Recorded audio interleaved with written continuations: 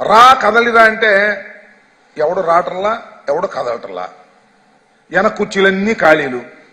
ముందు పాపం ఏదో ఉపన్యాసం చెప్పేటటువంటి కార్యక్రమం చేసి కంటి తొడుపు చర్యలుగా బహిరంగ సభలు నిర్వహిస్తున్నారు. అది పాపం నారావారి రా కదలిరా పరిస్థితి. ఇంకోటి వాళ్ళ అబ్బాయి మాజీ మంత్రి లోకేష్ గారు, సరే ఆయనకి రకరకాల పేర్లు ఉన్నాయనుకో, అవన్నీ ఇప్పుడు అనవసరం, శంఖారావం అన్నాడు. అది శంఖారావం మరి నాకు తెలియదు, కానీ శంఖారావం అని మాత్రం వార్తల్లో చెబుతున్నారు. ఆయన మాత్రం చెప్పలేడు.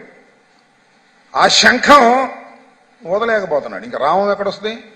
ఆ శంఖాన్నే ఊదలేనటువంటి దశలో శంఖారావం మొదలెట్టే కార్యక్రమం చేస్తున్నాడు ఆయన. శంఖారావం అది. ఇక సిద్ధం గురించి నేను చెప్పవలసినటువంటి అవసరం లేదు.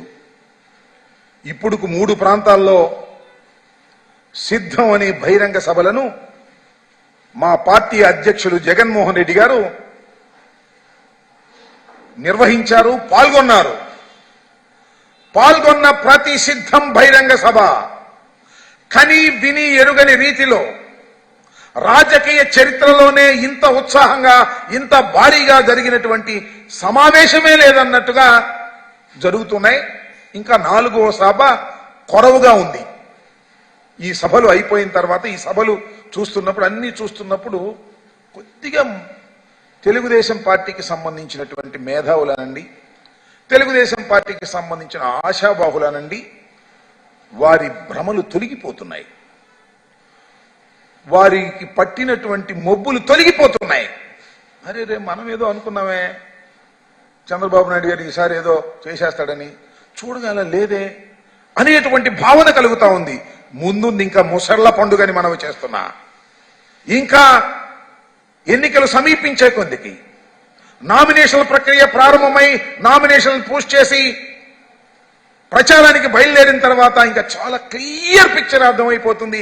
ఈ రాష్ట్రంలో తిరిగి మళ్ళా జగన్మోహన్ రెడ్డి గారే ముఖ్యమంత్రి కాబోతున్నారు, 175 టార్గెట్ గా పెట్టుకుని వెళ్లబోతున్నారనే దాన్ని ఏ మాత్రం సంశయం లేనటువంటి రీతిలో ప్రజలకు అర్థమయ్యే రీతిలో అర్థమవుతాయని కూడా ఈ సందర్భంగా నేను మనవి చేస్తున్నా. దీంతో పాటు సరే ఏదో వాళ్ళు బహిరంగ సభలు పెట్టుకున్నారు. ఆ రావం లేకపోయినా శంఖం ఊదపోయినా శంఖారావం పెట్టుకున్నారు. రా కదలరా జనం రాకపోయినా ఏదో ఉపన్యాసం కుర్చీలకి చెప్తున్నారు. ఊరిళ్ళు దుంపతే మధ్యలో సవాళ్లు. చంద్రబాబు నాయుడు గారు సవాల్ చేస్తున్నాడు.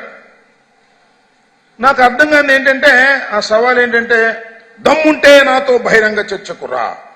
టైం నువ్వు చెప్తావా, నన్ను చెప్పమంటావా? ప్లేస్ నువ్వు చెప్తావా, నన్ను చెప్పమంటావా? అదే బాలకృష్ణ సినిమాలో డైలాగ్ ఉందిలే,